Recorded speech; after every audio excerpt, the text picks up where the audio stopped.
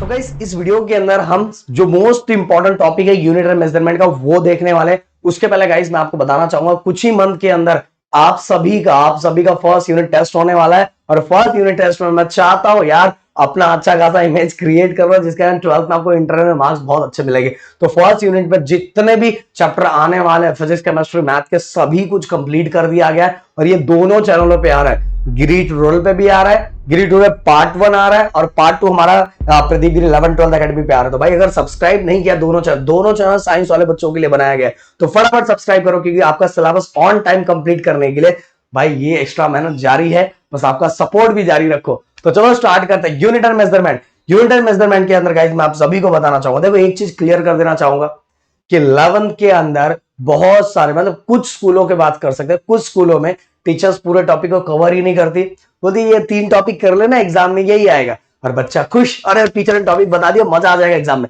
भाई बहुत बड़ा लॉस है आपका।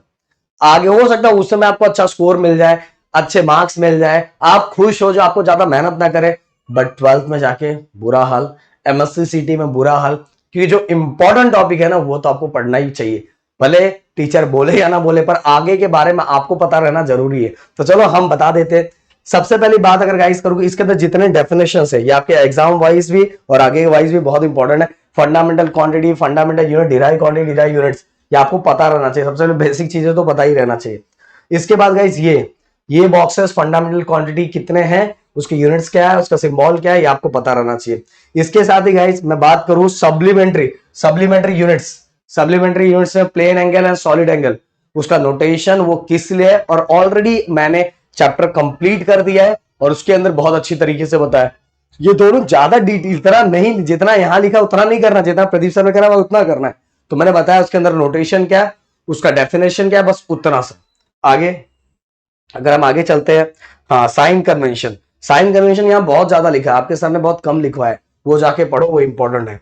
इसके बाद गाइस अगर हम आगे आ जाते हैं मेजरमेंट ऑफ लेंथ में थोड़ा देख सकते हैं पैरेलैक्स मेथड में सर ने उसको बहुत अच्छी तरीके से समझाया, एक छोटा सा डेफिनेशन दिया हुआ है, यहाँ बुक में बहुत एक्स्ट्रा करवाया हुआ है, जाके वहां देखोगे तो आपको क्लियर हो जाएगा। पैरेलैक्स मेथड करो क्यों बहुत सारे स्कूलों में ये टीचर को टॉपिक खुद क्लियर नहीं है इसलिए टीचर करवाती नहीं है, बट आपको पता रहना चाहिए।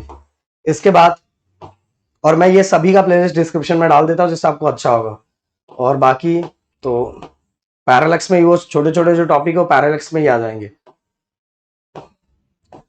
देन इसके बाद डायमेंशंस, ओके डायमेंशन के बारे में मैंने एक स्पेशल लेक्चर लिया हुआ, स्पेशल टॉपिक लिया हुआ है कि डायमेंशन कैसे फाइंड करते हैं वो आपको पता रहना चाहिए। इसके बाद गाइस चलेंगे हम डायमेंशन एनालिसिस में टोटल 3, इसमें आपके बुक के अंदर टोटल 3 टॉपिक दिया हुआ है डायमेंशन एनालिसिस के अंदर और तीनों इक्वेशंस है जो हमें फाइंड करना है। यूजेस ऑफ डायमेंशन एनालिसिस, ये तीनों की तीनों बहुत अच्छी तरीके से करना है।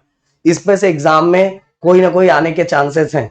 अगर टीचर बहुत डिटेल में पढ़ा रही तो भाई इसमें एक कुछ भी उड़ाते हुए पढ़ा रही तो कुछ ही नहीं बोल सकते, बट इसमें इसीलिए बोलते ना 11th में सब टीचर पे 12th बोर्ड प्रॉपर तरीके से काम करता है इसीलिए वहां सब चीजें फिक्स होती है। बट यहाँ तो ये तीनों करके जाओ, या आपके आगे के लिए बहुत इंपॉर्टेंट है। इसके बाद हाँ ये एक्यूरेसी, ये वाला टॉपिक मैंने एक्सप्लेन किया हुआ, इसको भी कर लेना, छोटा टॉपिक है।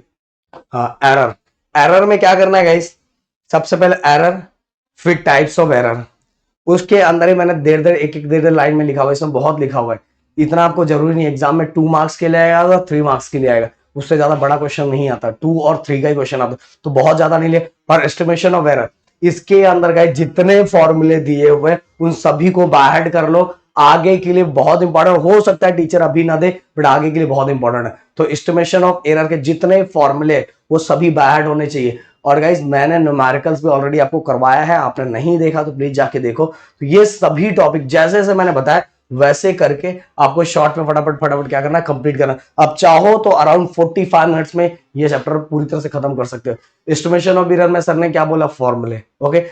जो हमारा एरर का डेफिनेशन और टाइप्स ऑफ एरर में एक देर लाइन में उसका डेफिनेशन क्या है वो, फिर इसके ऊपर के डेफिनेशन, फिर डायमेंशन फाइंड करने आना चाहिए। डायमेंशन एनालिसिस के वो 3 टॉपिक, ओके, जो तीनों यूजेस आपके बुक में दिए वो आपको आना चाहिए भाई, बिल्कुल अच्छी तरीके से आना चाहिए। फिर पैरेलैक्स मेथड, क्या होता है, ओके, उसका यूज कहां कहां है, वो बस समझ में, इतनी चीजें आपने कर ली तो ये फर्स्ट चैप्टर में आपको पूरे मार्क्स मिल जाएंगे, कोई आपको रोक नहीं सकता, इवन आगे के लिए भी गाइस। तो फटाफट फटाफट इस वीडियो को जितना हो सके लोगों तक शेयर कर दो, लोगों तक पहुंचा दो। मिलते हैं नेक्स्ट वीडियो में। Thank you so much guys, जय हिंद दोस्तों।